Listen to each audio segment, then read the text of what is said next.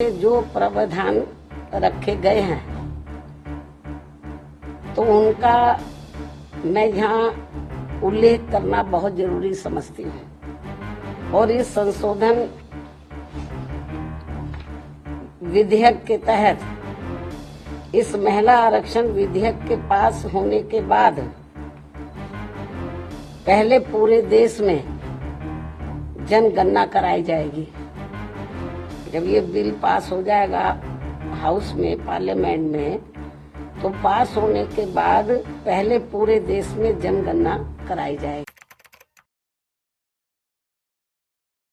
को नए संसद भवन में महिला आरक्षण विधेयक के पेश किए जाने से कुछ समय पहले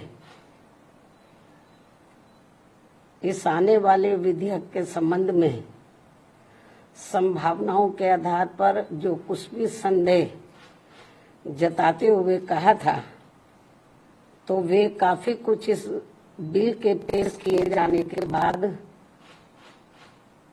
सही साबित हुए हैं। क्योंकि इस महिला आरक्षण से संबंधित संविधान के 128वें संशोधन विधेयक 2023 के अंतर्गत देश में लोकसभा व राज्य विधानसभाओं में भी 33% महिलाओं को आरक्षण दिए जाने के कुछ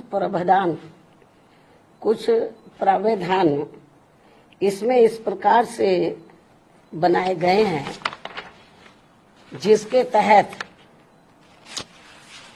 अगले काफी वर्षों तक, अर्थात लगभग 15-16 वर्षों तक, यानी कि कई चुनाव तक देश की महिलाओं को ये आरक्षण प्राप्त नहीं हो पाएगा। और इस विधेयक में ऐसे जो प्रावधान रखे गए हैं तो उनका मैं यहाँ उल्लेख करना बहुत जरूरी समझती हूँ। और इस संशोधन विधेयक के तहत इस महिला आरक्षण विधेयक के पास होने के बाद पहले पूरे देश में जनगणना कराई जाएगी। जब ये बिल पास हो जाएगा हाउस में, पार्लियामेंट में, तो पास होने के बाद पहले पूरे देश में जनगणना कराई जाएगी। पास तो हो जाएगा ये, लेकिन तुरंत लागू नहीं होगा। और पास होने के बाद पहले पूरे देश में जनगणना कराई जाएगी। और जब ये जनगणना पूरी हो जाएगी तो तब उसके पश्चात ही पूरे देश में लोकसभा तथा राज्य विधानसभाओं का परिसीमन पुनः कराया जाएगा। इसके बाद फिर परिसीमन होगा, सीटों का कराया जाएगा। और उसके बाद ही तब ये महिला आरक्षण संबंधी संशोधन विधेयक लागू होगा। और ये बात भी किसी से छिपी नहीं है कि देश भर में नए सिरे से जनगणना कराने में अनेकों वर्ष लग जाते हैं। पिछली जनगणना सन 2011 में प्रकाशित हुई थी, जिसके पश्चात आज तक पुनः जनगणना नहीं हो सकी है। ऐसी स्थिति में संविधान संशोधन के तहत इस नई जनगणना में, जिसमें अनेकों वर्ष लग जाएंगे, तो तब फिर उसके बाद ही पूरे देश में परिसीमन का कार्य शुरू किया जाएगा, जिसमें भी अनेकों वर्ष लग जाएंगे। और इस परिसीमन के पश्चात ही तब फिर ये महिला आरक्षण विधेयक लागू होगा। जबकि 128वें संशोधन विधेयक की सीमा ही 15 वर्ष रखी गई है।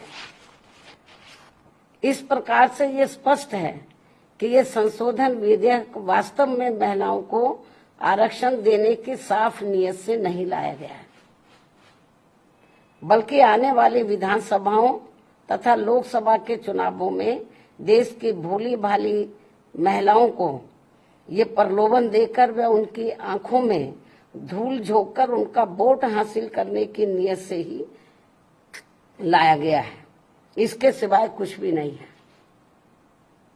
जैसा कि इसमें कंडीशंस रखी गई हैं इसको लागू करने से पहले, जो शर्तें रखी गई हैं, और यदि ऐसा नहीं है, ये कहते हैं ऐसा नहीं है, और यदि ऐसा नहीं है तो फिर हमारी पार्टी सरकार से ये भी अनुरोध करती है कि सरकार इस विधेयक में से या तो इन दोनों प्रावधानों को निकाले या फिर कुछ ऐसे उपाय तलाशे जिससे इस विधेयक के तहत महिलाओं को जल्दी आरक्षण का लाभ मिल जाए। इसके साथ साथ यहां मैं इस बात की भी केंद्र सरकार से पुनः ये अपील करती हूं कि 33% महिलाओं के आरक्षण के अंतर्गत SC ST को जो आरक्षण